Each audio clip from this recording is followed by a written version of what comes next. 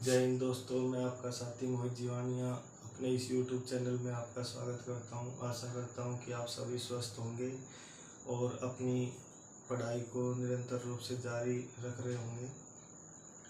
तो आज हम नई वीडियो लेकर आ रहे हैं हिंदी दिवस के ऊपर। तो हिंदी जो हमारी मातृभाषा है उसके ऊपर एग्ज़ाम के अंदर कुछ क्वेश्चंस बनते हैं। तो आज अपने इस टॉपिक में हम उन क्वेश्चनों को कवर करेंगे। वीडियो को अंत तक ज़रूर देखें और निरंतर रूप से बने रहें। चलिए हम अपनी वीडियो को स्टार्ट करते हैं टॉपिक को। तो आज का हमारा टॉपिक रहेगा हिंदी दिवस के ऊपर, हिंदी भाषा के ऊपर। तो आज जो तारीख है वो है 14 सितंबर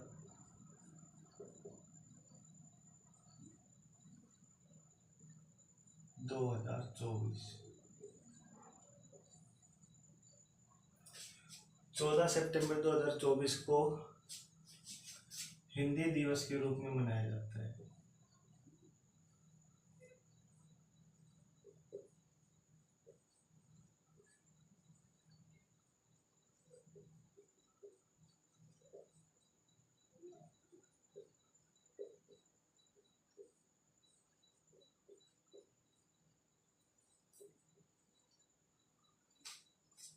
ठीक है।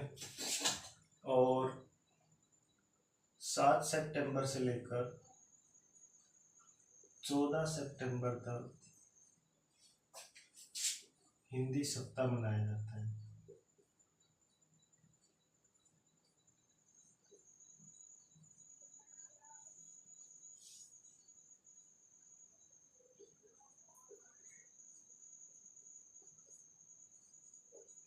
देखिए, हमारे देश में विभिन्न भाषाएं बोली जाती है। विभिन्न भाषाओं के बोलते हुए भी हमारे देश में एकता का प्रतीक है। विभिन्न भाषाओं का समूह होते हुए भी हमारी जो मातृभाषा है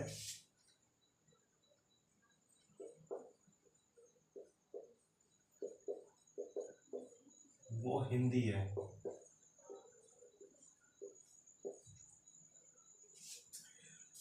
आज हम जानेंगे कि हिंदी जो शब्द है वो किस प्रकार बना है, क्यों हिंदी मतलब इस भाषा का नाम दिया गया। तो हम थोड़ा सा पीछे अपने इतिहास की तरफ जाएंगे। तो हमने पढ़ा कि सर्वप्रथम हमारे भारत के अंदर आर्य लोग आए थे एशिया माइनर से, मध्य एशिया से, और पंजाब में सबसे पहले उन्होंने निवास किया जहाँ पे सिंधु नदी बहती है हमारी। तो सिंधु नदी के किनारे जो लोग बसे तो वहाँ पे सिंधु घाटी सभ्यता का विकास हुआ। तो वहाँ पे रहने वाले लोगों को सिंधवासी कहा गया। जब हमारे देश पर हमला हुआ 712 ईस्वी में मोहम्मद बिन कासिम द्वारा सबसे पहले, तो इस्लाम धर्म का प्रचार इधर होने लगा। जो अरब खाड़ी से आए थे, अरेबियन लोग थे और अरबी उनकी भाषा थी। तो अरबी में स वर्ण को है का उच्चारण किया जाता था। तो सिंधवासी को उन्होंने हिंदवासी कह के पुकारा था। तो हिंदवासी कह के उन्होंने पुकारा।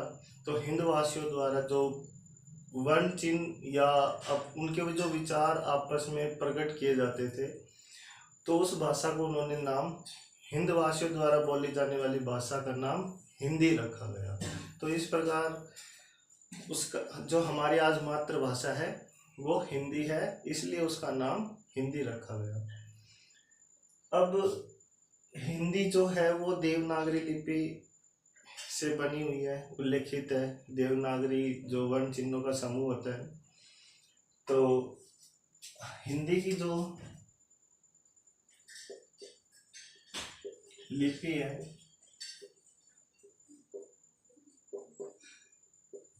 वो देवनागरी है। देवनागरी संस्कृत भाषा की भी लिपि है।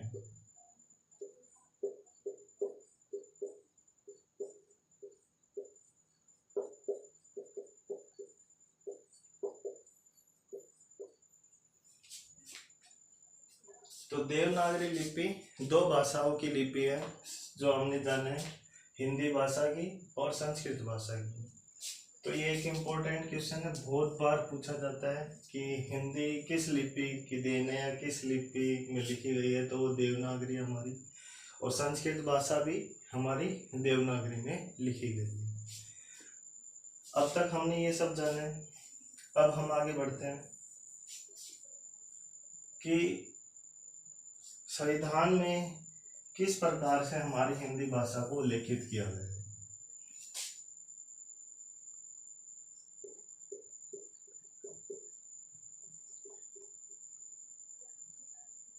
संविधान के भाग 17 और 8वीं अनुसूची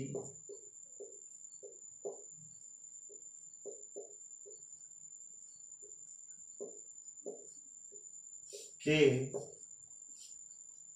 343वें अनुच्छेद में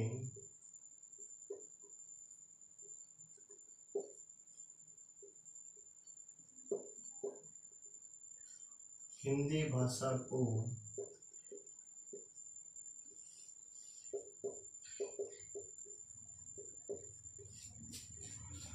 भारत की आधिकारिक भाषा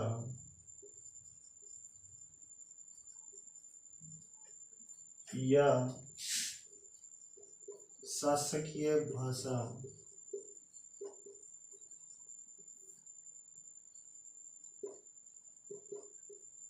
घोषित किया है।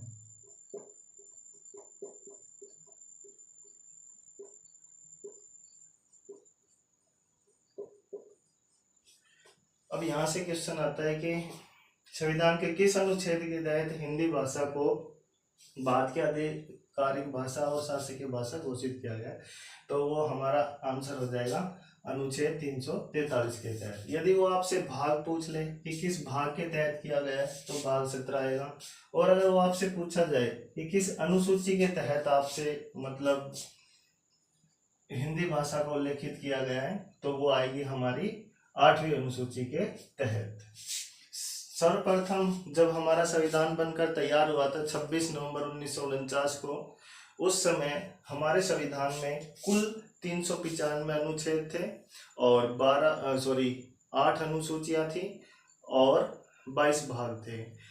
आज के समय में अनुसूचियां बढ़कर 12 हो गई हैं, भाग 22 ही हैं, और संविधान अनुच्छेद में भी कुछ जोड़े गए हैं, बढ़े हैं, जो 400 से प्लस हुए हैं हमारे। दूसरा हमारा संविधान के अनुच्छेद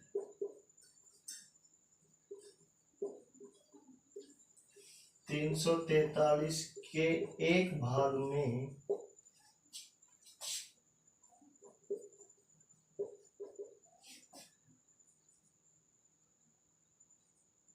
वर्णित किया है कि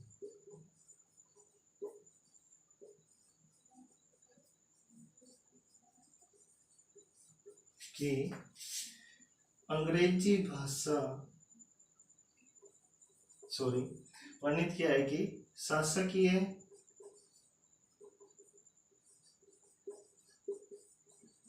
कार्यों के लिए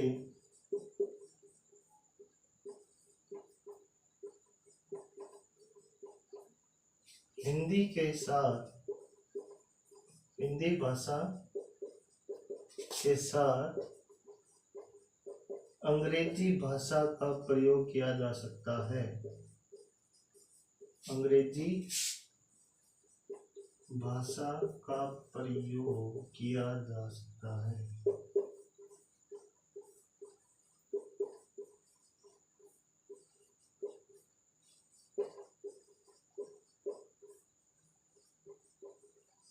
यहाँ से हमारे संविधान के कुछ अनुच्छेद से क्वेश्चन बनकर आते हैं। इसमें ये लिखा गया है कि संविधान के अनुच्छेद के 343, देखिए 343 में खाली क्या लिखा है कि हिंदी भाषा भारतीय आधिकारिक या शासकीय भाषा होगी। 343 में एक लिखा है कि अंग्रेजी भाषा को हिंदी भाषा के साथ साथ शासकीय कार्यों में प्रयोग किया जा सकता है। कहने का मतलब हमारे जो शासकीय शासकीय कार्य क्या होते हैं, जो सरकार द्वारा या प्रशासन द्वारा प्रयोग में लाई जाने वाली जो भाषाएं होती है, जो कोरिजेंडम होते हैं हमारे, जितने भी सरकार के द्वारा पत्र निकाले जाते हैं, जितने भी लेटर्स वगैरह लिखित में जो वर्णन होता है, तो वो सभी किस में होंगे, हमारे इंग्लिश और हिंदी में कंपल्सरी होंगे, बाईलैंग्वेज। दूसरा ये है कि एक होती है राजभाषा, तो इसके तहत इसको राजभाषा घोषित किया हुआ है। तो हिंदी हमारी मातृभाषा के साथ साथ क्या है, राजभाषा है। इधर देखिए, यहाँ पे लिख देता हूं मैं, हिंदी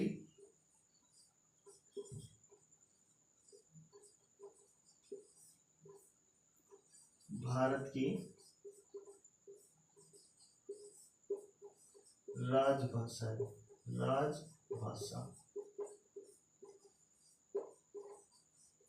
वो अगर आपसे राजभाषा पूछे या मातृभाषा पूछे या फिर आधिकारिक भाषा या फिर शासकीय भाषा, तो हमारी आएगी हिंदी। ऐसे ही राजकीय भाषा होती है हमारी, जैसे नागालैंड की हमारी जो राजकीय भाषा है वो इंग्लिश है, अंग्रेजी। हरियाणा की राजकीय भाषा हिंदी है, ऐसे ही। तो अब तक हमने देखा, एक बार रिपीट करवा देते हैं कि 14 सितंबर 2024 को हिंदी दिवस के रूप में मनाया गया है। यहाँ पे 2024 लिखना अच्छा नहीं होगा, ओनली 14 सितंबर को हिंदी दिवस के रूप में मनाया जाता है। 7 सितंबर टू 14 सितंबर तक हिंदी सप्ताह मनाया जाता है। मातृभाषा हमारी हिंदी है। हिंदी की लिपि देवनागरी, संस्कृत भाषा की भी लिपि, आप लिख देते हैं, लिपि देवनागरी है। संविधान के भाग 17 और 8वीं अनुसूची के तहत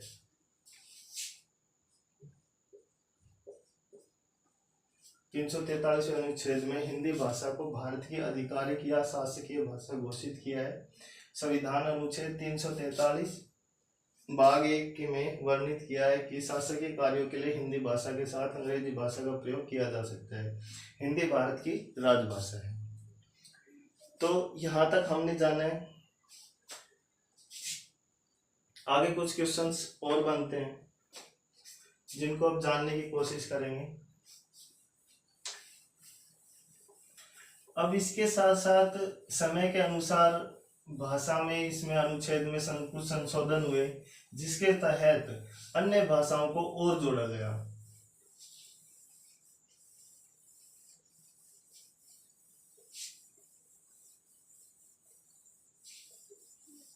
सर्वप्रथम जो हमारा संविधान जब बनकर तैयार हुआ था, तो 8वीं अनुसूची के तहत 22 भाषाओं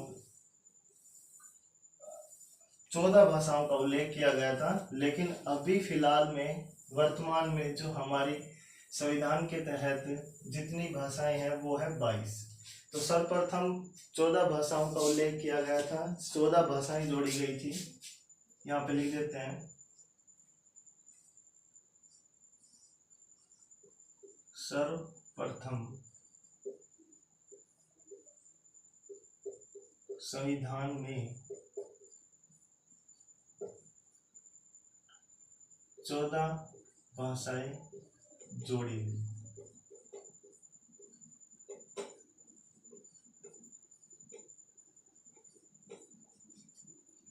अच्छा, अब दूसरे नंबर पे हमारा क्या है, ये है हमारा प्रथम भाषा 21वां संविधान संशोधन, 21वां संविधान संशोधन।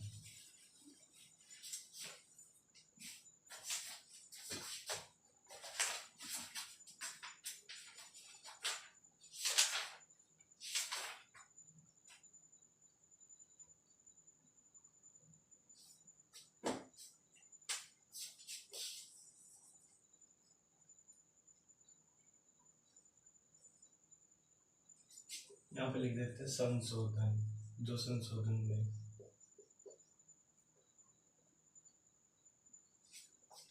सॉरी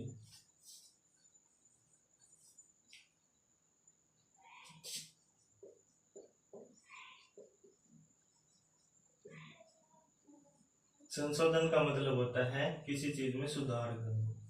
तो हमारे इस अनुच्छेद के अंदर कुछ सुधार किए गए जिसके तहत कुछ अन्य भाषाओं को जोड़ा गया। तो सर्वप्रथम हमें पता है कि कितनी भाषाओं को जोड़ा गया था, 14 भाषाओं को जोड़ा गया था। अब संशोधन करने के बाद सबसे पहला जो भाषा के तहत जो संशोधन किया गया था वो था 21वां संशोधन,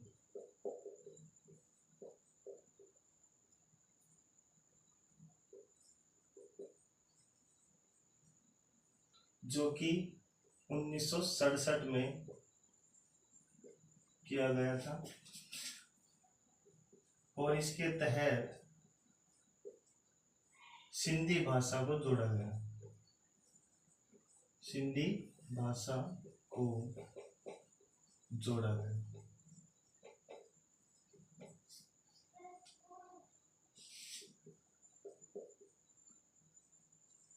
दूसरे नंबर पे 71वां संविधान संशोधन,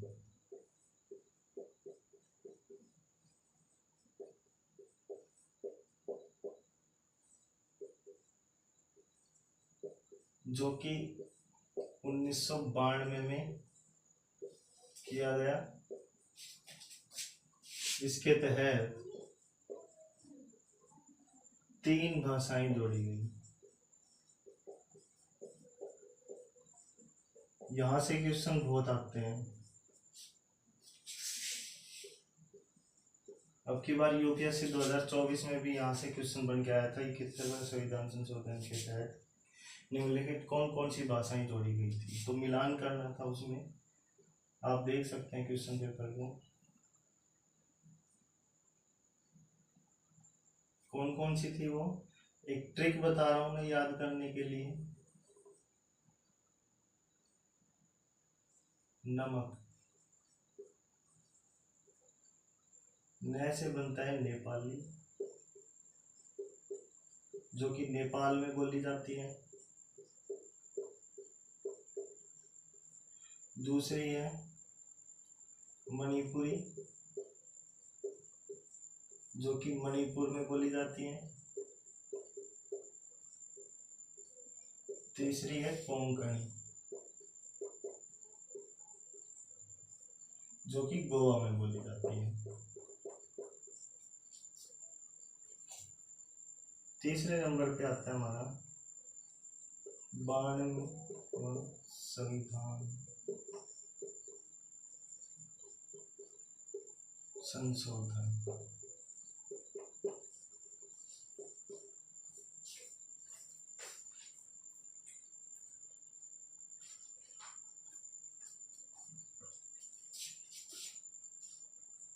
जो 2003 में इसे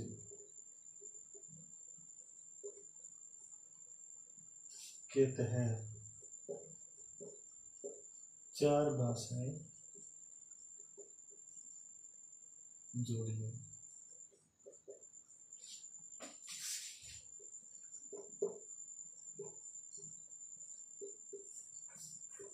कौन कौन सी भाषाएं थी, इनके लिए भी हम ट्रिक बता देते हैं। ये हो गई हमारी नमक नाम से ट्रिक। देखिए, जो ट्रिक से याद करवाने की जो क्वेश्चंस होंगे उनको ट्रिक से भी कराया जाएगा, लेकिन जो हमारा मेन मकसद है चीज को बेसिक से समझाना, बेसिक्स, ताकि आपके बेसिक्स कॉन्सेप्ट क्लियर हो, फाउंडेशन अच्छा से तैयार हो, आप कभी मार न खाएं एग्जाम में। एग्जामिनर कभी भी क्वेश्चंस को घुमा के दे सकता है, तो आप वहाँ पे रटे हुए भूल जाएंगे, लेकिन बेसिक से जो तैयार की हुई, जो हमारी न्यू मजबूत जो तय की गई है, वो कभी खराब नहीं होती। तो वो हमें वहाँ पे उस भवसागर से पार कराएंगी अगर हमारे कॉन्सेप्ट क्लियर है तो कॉन्सेप्ट क्लियर करके चलने चाहिए। हमारी जो वीडियो है वो इसी बेस पे, उसी आधार पे है।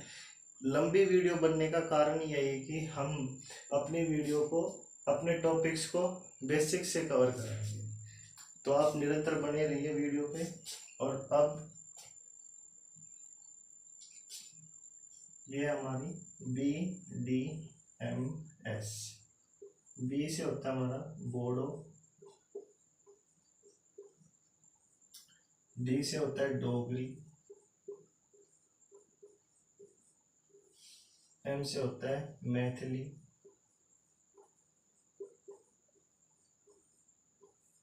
और एस से होता है संथाली।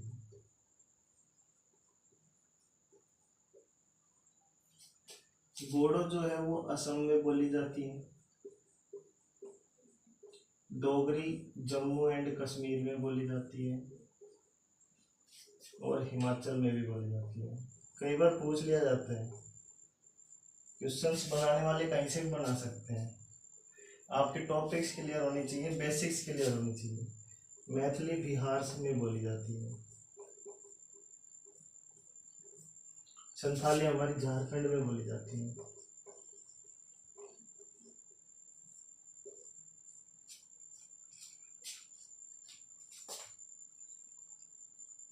प्रथम भाषा आयोग कब गठित हुआ?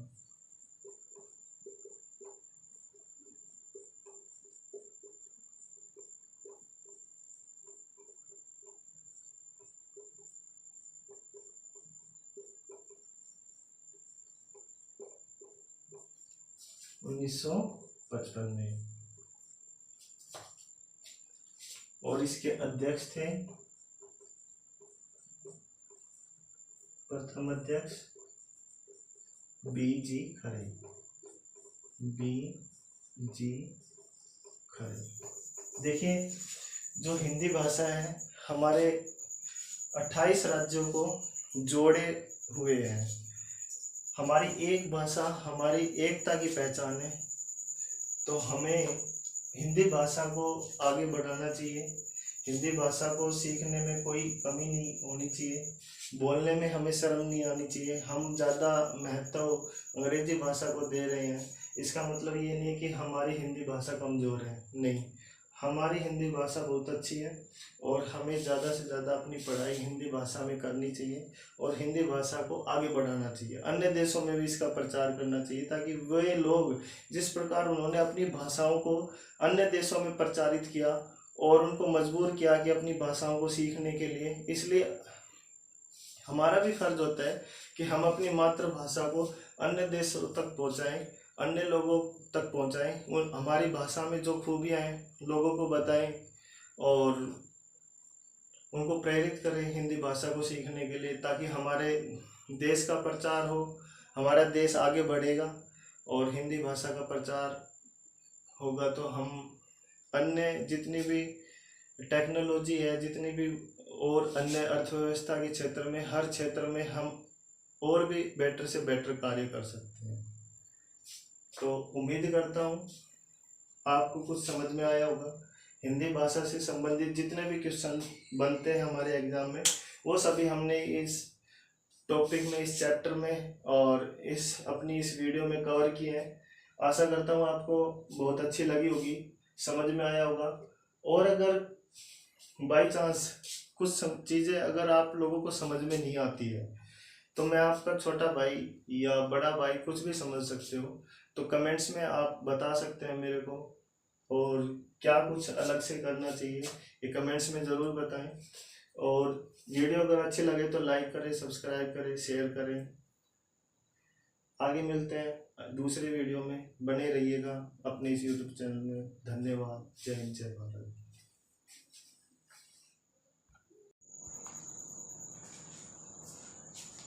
एक मिनट दोस्तों, बहुत बड़ी गलती हो गई जो हमसे, मैं माफ़ी चाहता हूँ आपसे कि यहाँ पे 91 की जगह 92 की जगह मैंने 91 लिख दिया था, तो मैं उस चीज़ के लिए माफ़ी चाहता हूँ। तो ये जो तीसरा हमारा संविधान संशोधन हुआ था वो 92वां संविधान संशोधन हुआ था, जो कि 2002 ईस्वी में